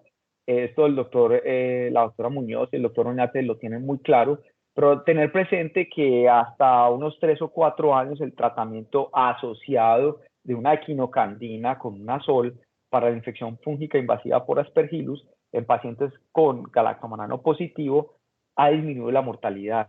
Entonces, en pacientes de alto riesgo que tienen una neutropenia prolongada o una inducción de una quimioterapia por enfermedad hematológica, asociarle una equinocandina a la terapia estándar, el gold estándar, que es el voriconazol, disminuyó la mortalidad. Entonces es algo para tener presente, y es como contraintuitivo a lo que uno quiere decir en proa, pues que entre menos es mejor, pero en este caso de pronto agregar la equinocandina al azol sí ha disminuido la mortalidad, y esto es para tener presente. Entonces es para conocimiento, los que trabajan en hospitales tengan esto, y cuando en pacientes hematológicos se identifique esto, pues sepa que se puede utilizar. Tenemos un nuevo aliado que se llama el isavuconazol. El isavuconazol es una molécula, un triazol de tercera generación, tiene actividad amplia contra diferentes mohos filamentosos, principalmente el Aspergillus, y se aprobó para el tratamiento de la aspergilosis y la mucormicosis. Hay algo interesante que hoy y esta semana lo he utilizado por algún motivo, coincidió con la charla, pero en este momento tengo 3 pacientes con aspergilosis. Y lo he estado utilizando por diferentes motivos en términos de las bondades farmacológicas que ofrece el medicamento. Se puede dar en disfunción renal sin problema, es el que menos interacciones medicamentosas tiene. Y hay que dar una terapia de carga. La carga hay veces puede ser confusa porque si tú das tabletas, que se puede dar vía oral, el paciente que no está críticamente enfermo, tienes que dar 2 tabletas, que equivale, las tabletas vienen por 200 miligramos, entonces son 2 tabletas, y eso genera algo de confusión porque la presentación endovenosa es de 200 miligramos y la presentación endovenosa se da una ampolla cada 8 horas por 6 dosis, luego sigues cada 24 horas. Mientras que la tableta son 2 tabletas. Entonces eso puede generar un poco de confusión y yo los invito que cuando estén enfrentados a pacientes que reciben estos antifúngicos, se fijen notoriamente en las dosis de carga, que es muy importante para el tratamiento.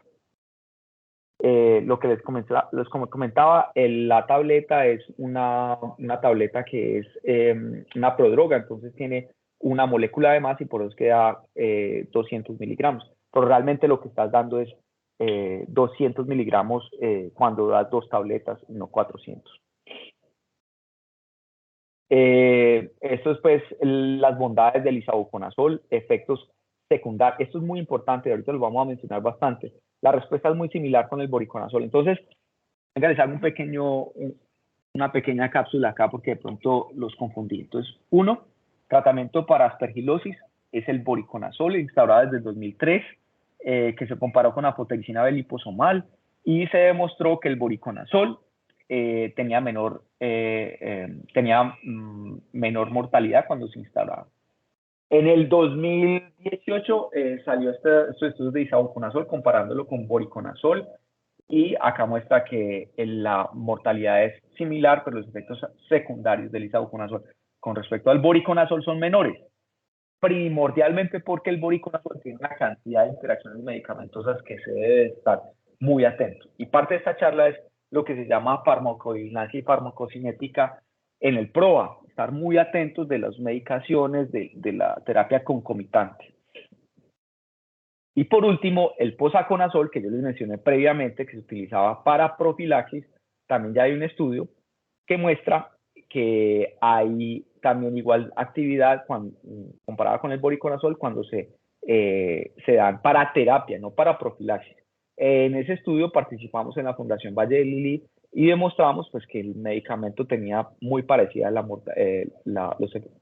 mortalidad en el grupo voriconazol y en el posaconazol.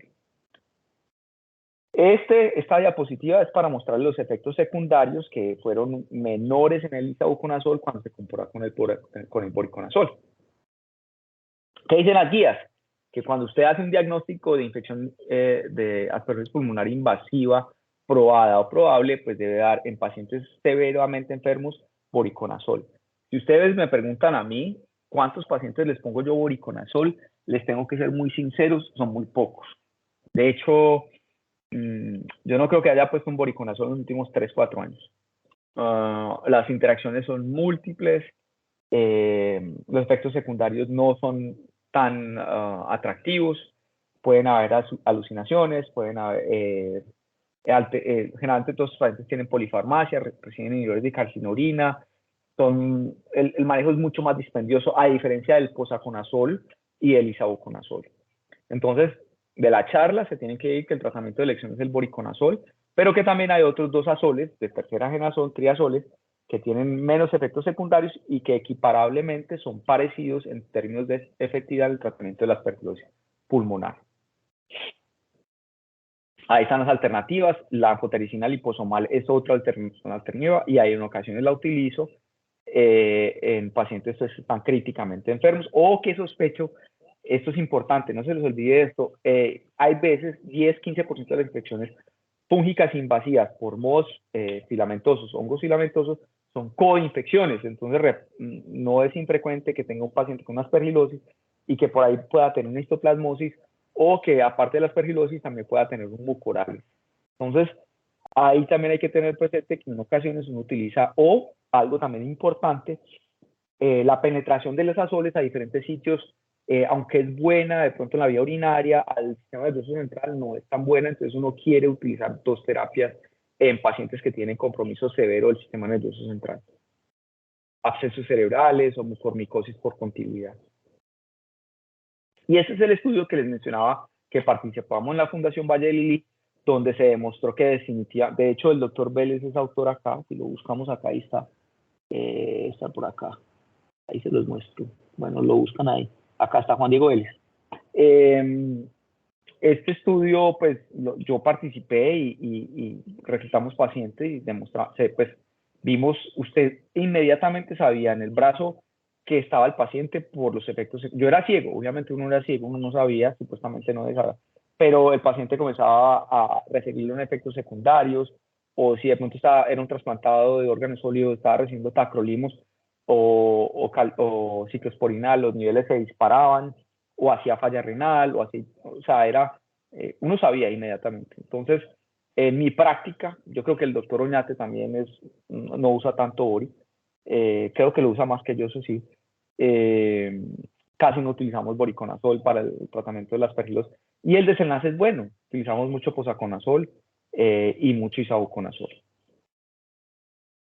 No se les olvide esto, el COVID y la aspergilosis, pues ya el COVID ha bajado afortunadamente, pero recuerden la capa y la IAPA y la influenza que producen angioinvasión. Entonces, tener esto presente en pacientes que están intubados, recibido antibiótico, con una neumonía por influenza o COVID, que esto es un factor y que aumenta la mortalidad. Y los cambios radiológicos, no se les olvide que como no son pacientes severamente inmunosuprimidos desde el punto de vista neutropénico, pueden tener hallazgos muy específicos, ¿vale? Esto es lo que estamos mencionando ahorita, la aparición de diferentes antifúngicos durante el tiempo. Ahorita van a aparecer muchos más. Recuerden que las equinocandinas son bactericidas, fungicidas, actúan sobre la pared y la síntesis del FKS. Sin embargo, los triazoles son más fungistáticos y actúan sobre la síntesis de ergosterol, posaconazol, isavuconazol y voriconazol. No se les olvide, el fluconazol no tiene actividad contra los hongos filamentosos, tiene actividad contra las cándidas, primordialmente. Entonces, cuando yo tengo un paciente con una infección fúngica invasiva por Aspergillus, ¿qué puedo modificar yo? La droga, porque modificar el hongo es difícil, evidentemente. El huésped, pues, quitarle la inmunosupresión, pero a quitarle la inmunosupresión, pues esto tiene un tiempo y eso no te da 3, 4 semanas suspender el esteroide, comienza a mejorar el paciente de inmunidad, pero si tiene un VIH o si tiene una leucemia, pues no se cura de la leucemia, está en tratamiento, pues eso no se puede modificar, pero sí se puede modificar las terapias.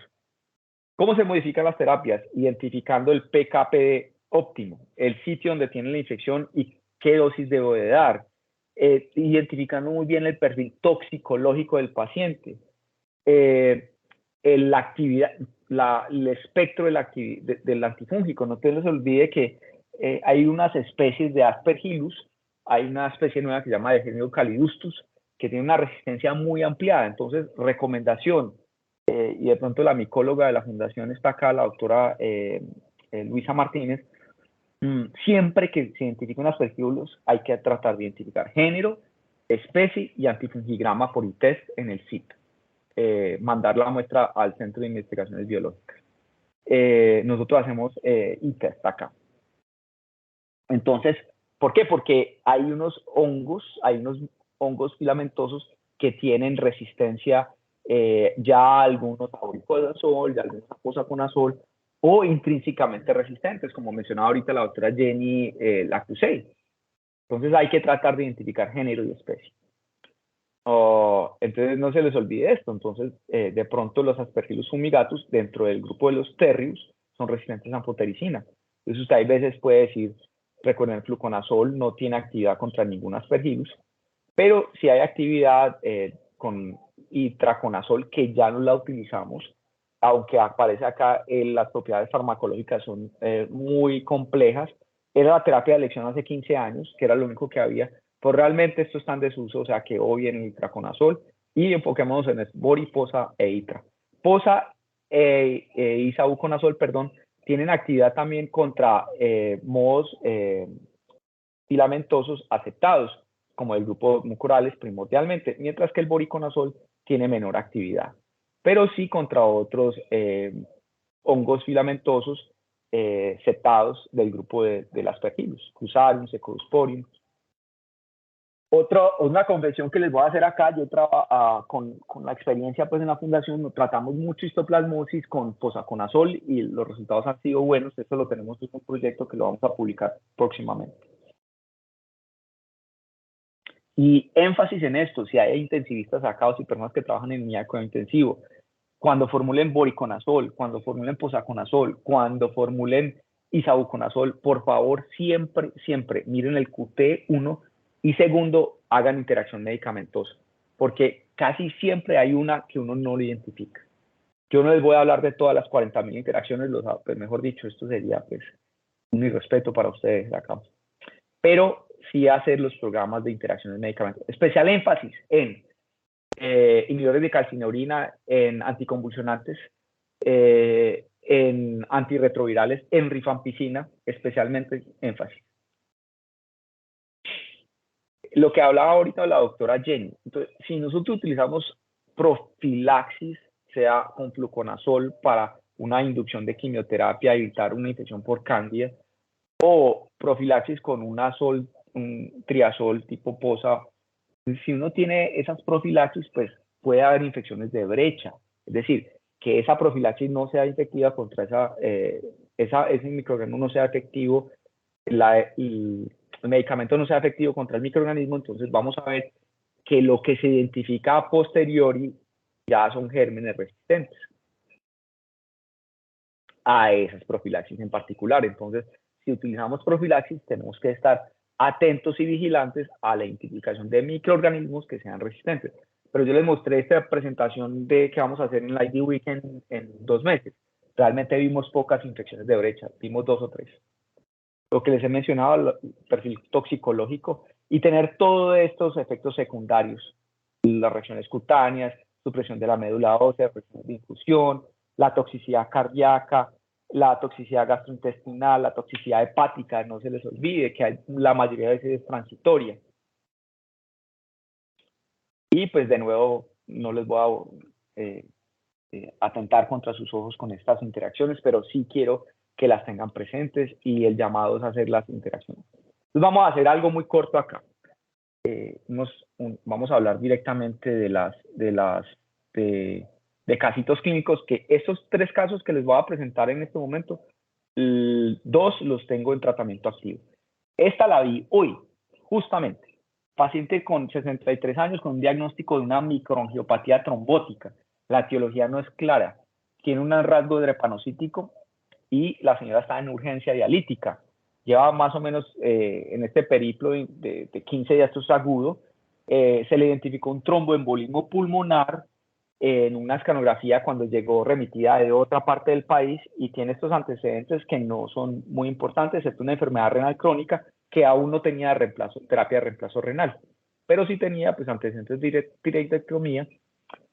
En los laboratorios, pues miren que una PCR no está muy elevada, ¿cierto? Y tiene unos leucos que están en 10.400, una LDH que sí está alta, pero esta imagen que es muy molesta. Aunque el radiólogo lo refiere como congestión pulmonar, pues de todos modos definitivamente hay una consolidación. Y la paciente viene recibiendo, porque la picaron supuestamente unas abejas, que no se sabe qué le llevó a la microangiopatía trombótica, le ha recibido dosis altas de metilprednisolona y prednisona, o sea, es decir, en este lapso de tiempo ya 15 días.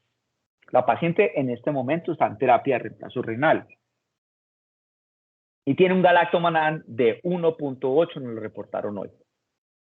Me gustaría preguntarle al doctor Oñate, ¿usted qué haría con esa paciente? José, ¿la trata o no la trata? Bueno, gracias, Pablo, primero por la presentación. Excelente caso. Interesante porque el galactomanano es positivo. Estamos hablando de suero. ¿Esto es suero o lavado broncoalveolar? Esto es lavado broncoalveolar, José. Sí, claro.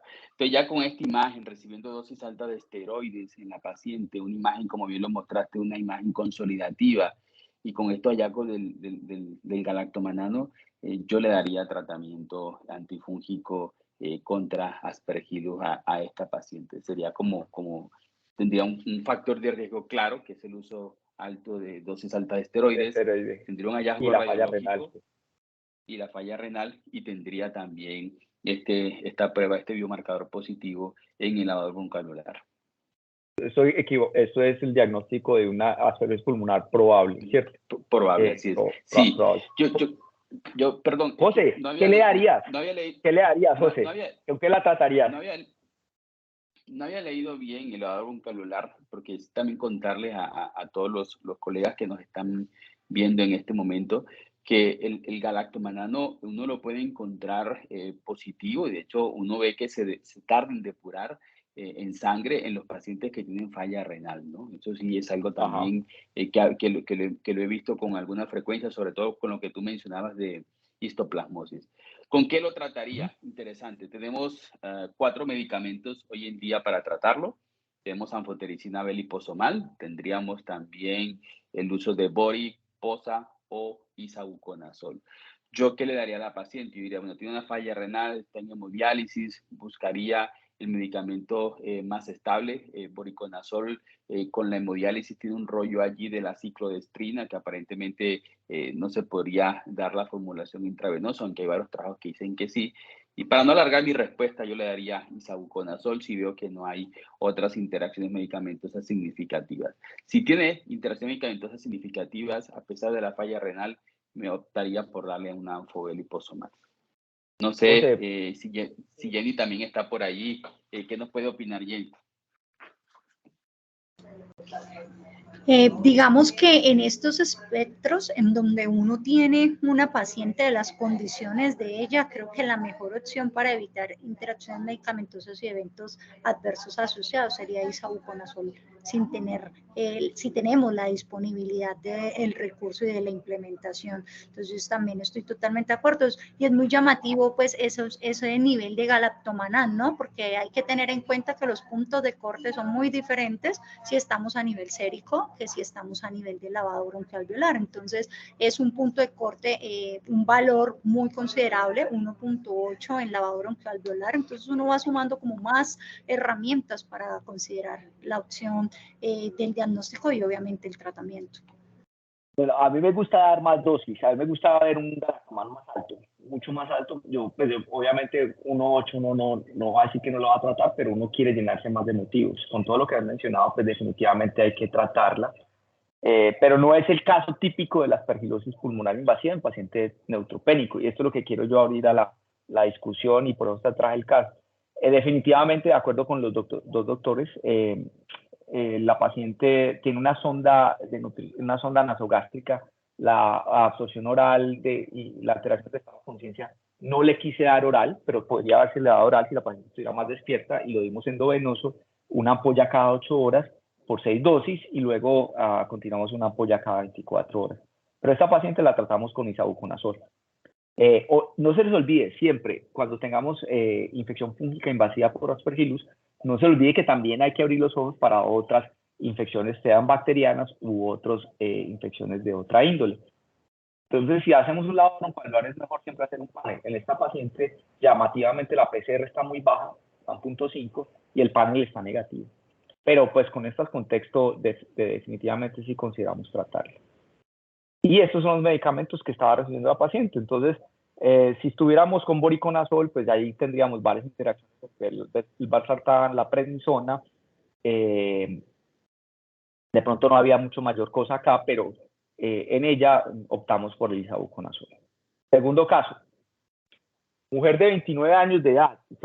Esta es la única que traté. Esta la tratamos hace por ahí 4 o 5 años. Una paciente obesa, con un diagnóstico de una púrpura trombótica idiopática de muy difícil manejo, refractaria, con esplenectomía, lupus, esteroides crónico, y pues la paciente presenta una regularización de su estado general por la enfermedad autoinmune, hospitalización prolongada, y la enfermedad se reactiva, más pulsos de metilprednisolona, desarrollan insuficiencia respiratoria.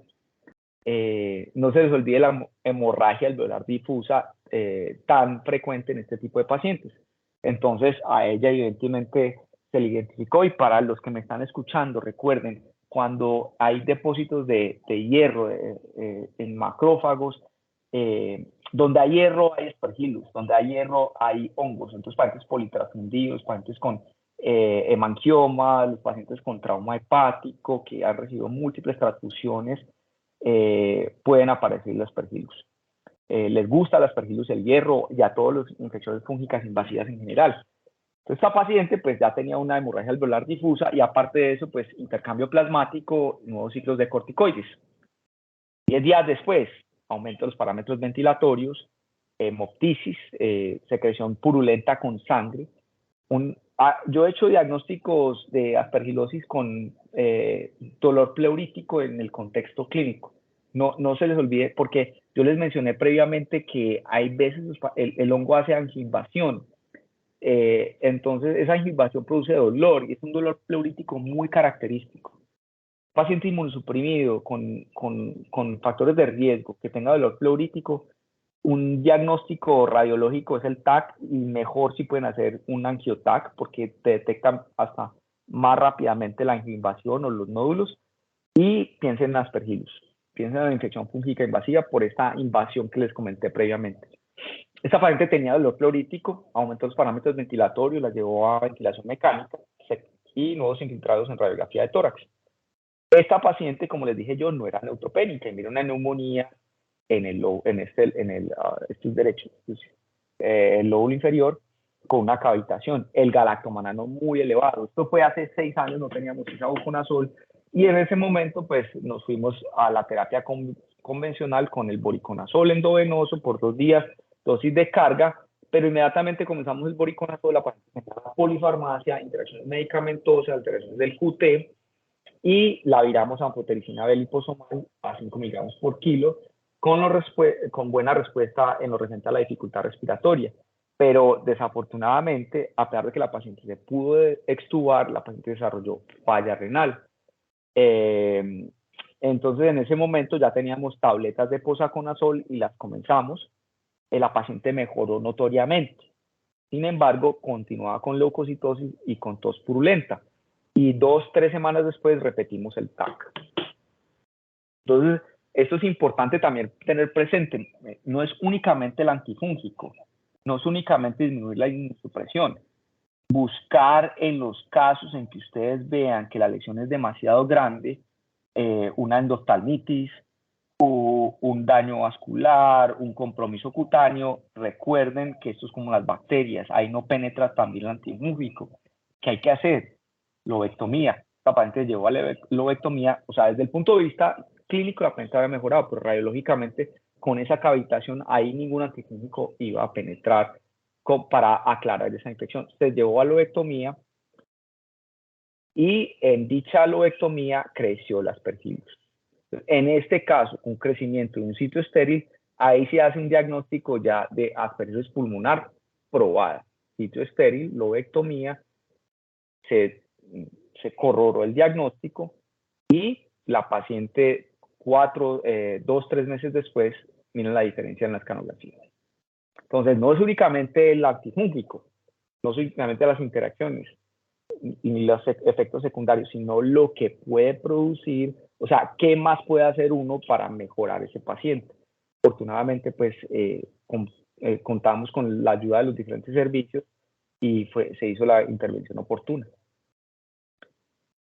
Y por último, entonces, estos son los pacientes que estamos viendo todos los días. Entonces, un adulto mayor de 82 años que llega con una visitopenia y creemos que tiene una mieloptisis, la visitopenia dependiente de inmunidad, de neutrófilos y de glóbulos rojos. Con una masa pulmonar y un paciente que fue fumador. Entonces ahí tenemos 2 diagnósticos diferenciales, una leucemia amiloide o un CA de pulmón. Y el paciente aparte de eso tenía una hiperplasia prostática que requería una sonda vesical. Y si miramos los antecedentes de este paciente, pues vemos que tiene una hipertensión arterial, un infarto agudo de miocardio, una hiperplasia, pero este paciente ya tiene 4 cateterismos cardíacos, cirugía de corazón abierto con 2 fuentes. Entonces, estos son los pacientes y que vemos hoy en día, José. Estos son los pacientes que este paciente hace 30 años de pronto no hubiera tenido acceso a un cateterismo. Entonces, esto es lo que está, y por eso es que la infección fúngica invasiva la vamos a tener viendo, la vamos a ver mucho, cada día más, porque el espectro de pacientes inmunosuprimidos es cada vez mayor. Entonces este paciente, pues con todos estos antecedentes, ¿cierto? Y con esta visitopenia, se le hace esta escanografía y ven esta masa. Miren cómo tiene el galactomannan, 2.12, ¿cierto? PCR no detectada. Este paciente va a ser llevado a cirugía. Entonces, a cirugía de quimioterapia. Acá definitivamente no le di un voriconazol, pero pues si le damos voriconazol no está mal hecho. No obstante, yo me opté más por POSA o ISA. En este caso, el paciente estamos esperando a ver qué quimioterapia le van a comenzar, porque definitivamente lo que le salió acá es un CA escamocélulo en células pequeñas. Y ya oncología lo está valorando a ver qué quimioterapia le puede dar. Entonces, estamos esperando qué tratamiento le van a dar. De acuerdo al tratamiento, definimos el antifúngico. Es decir, ya le comenzamos isavuconazol hace 8 o 10 días. Estamos esperando la biopsia. Pero cuando ya tengamos qué quimioterapia se le va a poner al paciente, tenemos que comenzar a valorar las interacciones medicamentosas que puede presentar y de acuerdo a eso continuar con el isavuconazol o cambiar a posaconazol. Pero muy probablemente el paciente lo vamos a tener en isavuconazol. El paciente está totalmente asintomático, sentadito en su habitación, comiendo, tranquilo. En ese paciente comenzamos tabletas de isavuconazol, que tiene esa bondad. Y con eso terminamos pues la charla. Y abrimos pues a discutir si no está muy tarde. No, súper. Sí, no, pero está tarde, pero creo que vale la pena y la gente está muy contenta. Por aquí muchos aplausos, Pablo, y de verdad mil gracias por esta puesta al día, tanto a ti como a Jenny, y de estas interesantes intervenciones. Y de lo que queremos precisamente es dar una mayor sensibilidad a todas las personas que están aquí, que manejan el PROA, que no solamente es bacteria, que si bien es cierto hay que empezar paso a paso, este reino de los eucariotes, de los hongos, cada día tiene una mayor relevancia. Y dentro de esta relevancia significa que nosotros necesitamos generar esos motores de cambio en nuestras clínicas y hospitales para tener acceso al diagnóstico. Y el diagnóstico es un equipo de neumología, como tú bien lo mencionaste, para la broncoscopia, tener los biomarcadores, el beta-glucano, tener el galactomanano, saber sus falsos positivos, saberlos interpretar, no olvidarnos también de la resistencia bacteriana y por supuesto tener siempre al químico farmacéutico aquí en nuestra mano que nos ayude con la verificación de estas interacciones medicamentosas. No creas, José, no creas. Yo siempre que formulo isavuconazol llamo al químico. John, mírame esto, mírame las interacciones. Hay veces yo mismo me olvido de la dosis de la tableta, que son dos tabletas, y siempre hay que, o sea, pero yo no lo digo pues como hay que, o sea, lo que digo en la charla es que por favor, yo le digo mucho esto a los residentes, ¿por qué no caen los aviones? Porque hay doble chequeo. ¿Cierto? Sí. Entonces el doble chequeo es fundamental, o sea, y uno se le pueden olvidar las cosas, entonces siempre hay que revisar las dosis, hay que hacer las interacciones medicamentosas, hay que mirar la creatinina, porque a uno es pues, falible, es parte de la humanidad, su falibilidad. Hay algo que es muy importante, por ejemplo, cuando usamos mucho fluconazol y hacemos el escalonamiento a estas terapias, se nos olvida mucho que altera toda la bioquímica hepática, que altera los triglicéridos y a veces tenemos pacientes con condiciones que tenemos que extenderlo, tratamiento 4 o 6 semanas en espóndilos o en osteomielitis y se nos olvida eso y el paciente nos hace pancreatitis, triglicéridos de 600, de 1000 y es porque se nos olvida este acompañamiento de las pruebas que debemos seguir en los ordenamientos y eso hace parte del PROA, recordarle a los servicios o a los grupos que formulan estas terapias Ojo, háganse chequeo de pruebas de bioquímica, triglicéridos, electrocardiograma, mire interacciones medicamentosas y recordar, como dijo el doctor Oñate, que es súper importante el trabajo en equipo. Si el químico farmacéutico tiene trabajo con nuestros médicos líderes de prueba y nuestros infectólogos articulados con las jefes de enfermería que nos ayudan a las infusiones, a las preparaciones de dar el medicamento en los 5 correctos, pues todo se va a armonizar y vamos a disminuir los eventos adversos en nuestros pacientes. José, hay de unas muy preguntas. Sí. No sé. Aquí tengo varias preguntas. Sí, bueno, la primera es para Jenny. Dice, si tengo un paciente con una sospecha de fungemia, le doy tratamiento, lo suspendo, pero continúa con esos factores de riesgo que ameritan profilaxis. La pregunta es, Jenny, ¿se le inicia profilaxis a ese paciente?